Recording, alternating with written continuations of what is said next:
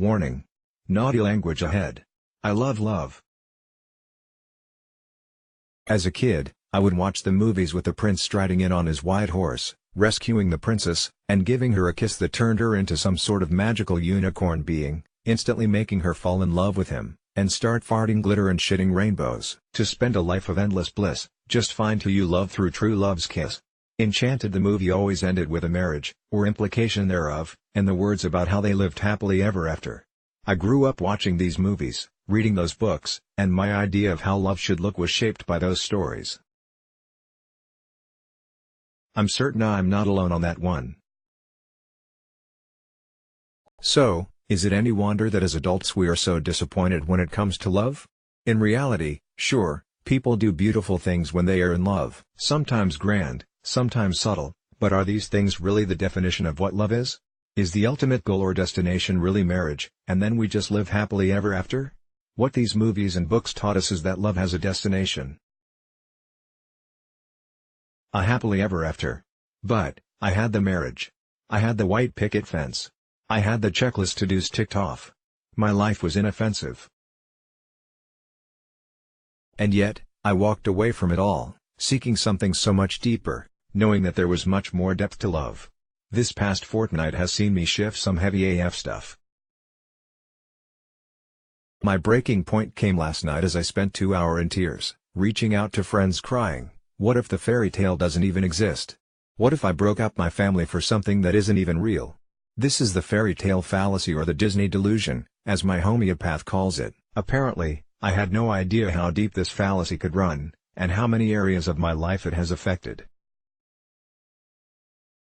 See, it's not just romantic love that I had applied this fallacy to, it's been affecting my health, friendships, and connections of any description really. When I set my intention at the start of the year, that I wanted abundant health and big, romantic, love, I had no idea that this fairy tale fallacy was even sitting there, let alone that it was serving as a big fat roadblock to both. I was quite clear when setting my intention exactly who I wanted to attract in a partner. Their interests, passions, depth of character, and their nature. How the connection with them felt, how they could make me laugh until my belly hurt, and match my cheek with their own. How they think, their perceptions, their willingness to not only share their fears with me, but meet those fears without the need for me to fix them. How they held space without judgment or reactivity when I had my trigger moments. How they could stand up to me, and stand up for me. I wanted someone who stood back and watched me do my thing, saying that's my human, always encouraging me to fulfill my heart's desires. I'm really good at manifesting shit, or bringing what I want toward me. But this one has taught me more about myself than I ever thought possible. I saw a preview of exactly what I had put out there in terms of the who, but other circumstances have made this impossible for me right now. And through this back, forward process, I've uncovered so many beliefs that were sitting there. I have struggled to let it go, like, big time. But the realizations that came last night have helped me to understand the why. It's not the person that I was hanging on to. It was the idea I attached to the person, the fairy tale fallacy, this fallacy that creates an expectation. I wasn't expecting the white horse / farting glitter story, but I was expecting things to progress. Like, now. And when they didn't, for the 160th time, it fucked with my head a whole lot. How many times have you done that? Been disappointed by your own expectations? I mean, we create false beliefs around how we expect things will play out, or how people should behave, and when they don't live up to those expectations or the things don't happen, we get upset or angry, disappointed even. It was Buddha who said attachment is the cause of all suffering. It is the attachment to the expectations that we create in our own minds that ultimately leads to our own suffering. We do all of that in our own heads. We literally make ourselves miserable by living in an idealized state of how things should be. In terms of this causing a block in healing my physical body, it is again the idea and subsequent expectation of how that should look and feel that is causing me suffering. The fact that I should be healed by now. I should be able to eat the food by now. It's always a bloody time frame issue with me when it comes to expectations. If it doesn't happen now, my mind believes it never will. I was talking with one of my closest friends today and we laughed at how we have known each other around 5 years now, yet have only hung out a handful of times, due to our locations.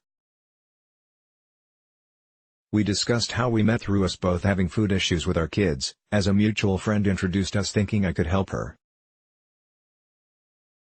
From that meeting, a beautiful friendship has emerged. Neither of us could imagine life without the other in it now. What struck me was that if our kids had never had health issues, we would likely never have met. At the time we met, I was so focused on the outcome, on healing my son, that I missed the fact that I had met this amazing human. I was so focused on the pot of gold, the healing, that in those early encounters I missed the rainbow that is her. I couldn't tell you much about our early conversations, as I don't remember anything that wasn't about healing the kids. With my journey of returning to health, I have made amazing friendships along the way. The people I have connected with, initially due to their own health issues, have become some of my best friends today, including the talented health professionals I have found and connected with.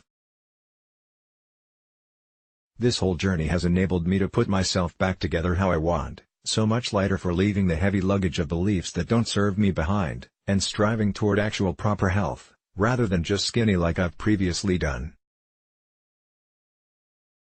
People should fall in love with their eyes closed. Andy Warhol. The ending isn't the point. It never was. Love is not a destination. It is a feeling state. I'm not talking only about romantic love.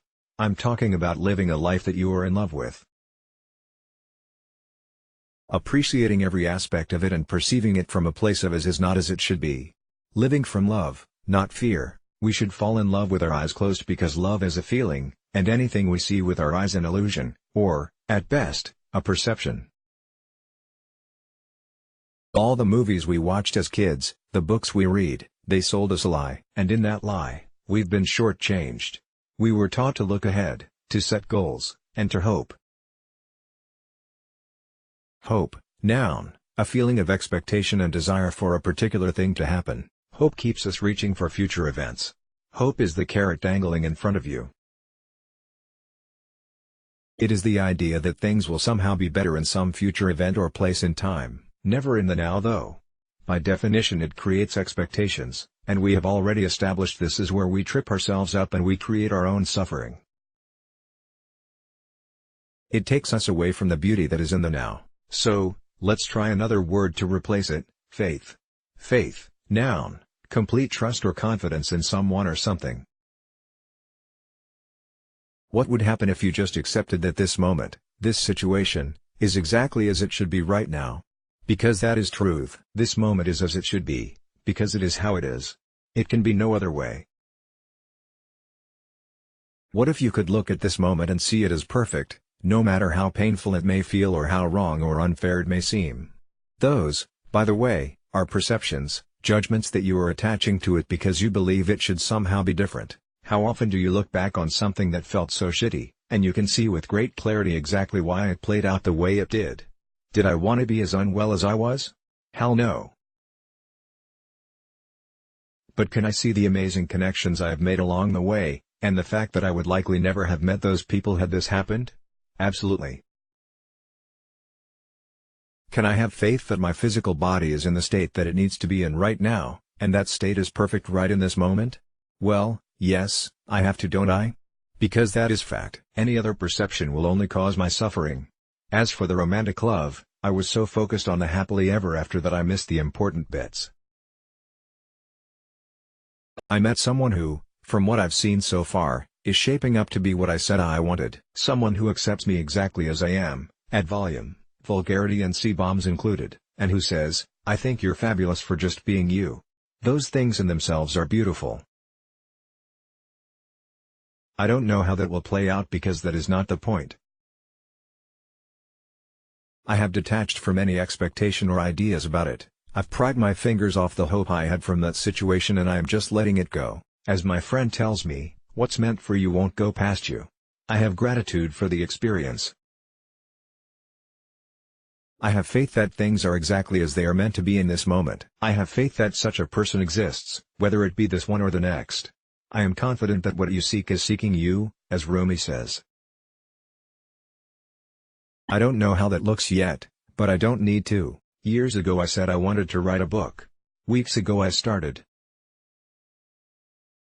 The interactions and all that I have been shown about myself throughout this process with this man have not just shaken these heavy beliefs out of me, but they've written half the book. How amazing is that? Regardless of what the future brings, I am in gratitude to him in the now for serving as a mirror to my own bullshit. I am grateful for the experience, the perceived good bits and the perceived shitty bits. They have all served a purpose. The pot of gold isn't the point here. Look at all the rainbows. Love is a song that never dies. Bambi. So my realization, what if the fairy tale doesn't exist, was accurate after all. The pain that I felt with that thought was simply a belief being dissolved. Releasing beliefs always feels painful for me. It's a little like when you're digging a splinter out of your finger. It hurts in the moment, but the relief that follows makes it absolutely worthwhile. Today I am grateful I have seen that the fairy tale doesn't really exist. Because I said I wanted big love. And the fairy tale is only an idea of the mind. It is not big love. Love is a feeling state that we can choose in any moment, and apply to any situation. Miracles happen when we get out of our own way and see through the eyes of love. How do you spell love? You don't spell it, you feel it. Winnie the Pooh. Let's block ads. Why?